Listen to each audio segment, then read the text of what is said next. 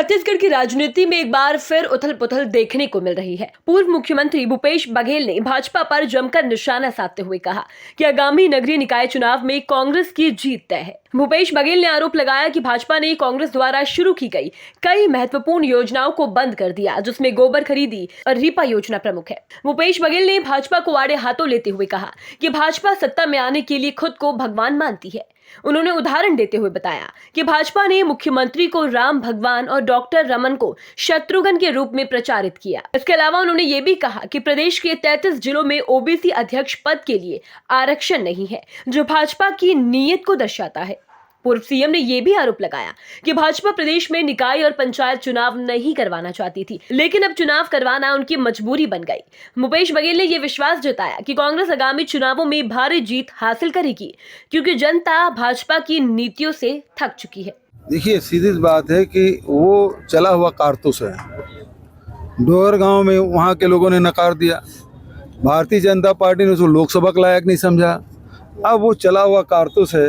नांदगांव के लोग उसको पहले भी देख चुके हैं और पहले वाले मकसूदन और अब के मकसूदन में बड़ा अंतर है। पहले भरा हुआ कारतूस था, अब चला हुआ कारतूस है। विधानसभा अध्यक्ष खुद प्रचार प्रसार कर रहे हैं मधुसूदन यादव का। इसका मतलब ये है कि विधानसभा अध्यक्ष है, वो संवैधानिक पद है, वो दलीय राजनीति से ऊपर उठ जाते हैं। तो कम से कम अपने कार्यकाल तक के तो इस बात का निर्वहन करना था। एक जो आदर्श स्थिति रहती है, चाहे विधानसभा अध्यक्ष है, लोकसभा अध्यक्ष है, उसका कम से कम निर्वहन करने की अपेक्षा उनसे है, क्योंकि बहुत अनुभवी 3 बार के मुख्यमंत्री हैं, केंद्रीय मंत्री रहे, तो कम से कम उसका परिपालन करना था। लेकिन देखिएगा, मकसूदन निपटने वाला है तो वो मैदान में कूद गए हैं और अपने साथ साथ विष्णुदेव को भी ले आए हैं, शत्रुघ्न है वो राम को ले आए हैं। तो ये अवतारी पुरुष है। लेकिन राजनांदगांव की जनता है जो अपने आप को भगवान समझते हैं, उसको उसका नशा उतारना भी जानते हैं, उसको इंसान बना के छोड़ेंगे। आपका नया कारतूस है, लेकिन जो पुराने कारतूस चल चुके हैं वो नदारद दिख रहे प्रचार है।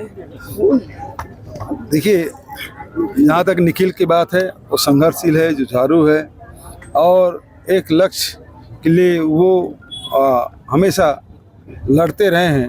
तो मैं समझता हूं कि कांग्रेस पार्टी ने भाई निखिल द्विवेदी को प्रत्याशी चयन करके आपके सामने भेजा है। नांदगांव जो संस्कार धानी है, तो यहाँ से उस बच्चे को आशीर्वाद मिलेगा और समझता हूं कि उसके माध्यम से नांदगांव की जनता की सेवा करने को। भूपेश बघेल का यह बयान सियासी पारा बढ़ा सकता है और अब सबकी नजरें इस नई बहस पर होगी। देखना होगा इसका अंत कहां होगा। राजनांदगांव से निमिष अग्रवाल की रिपोर्ट।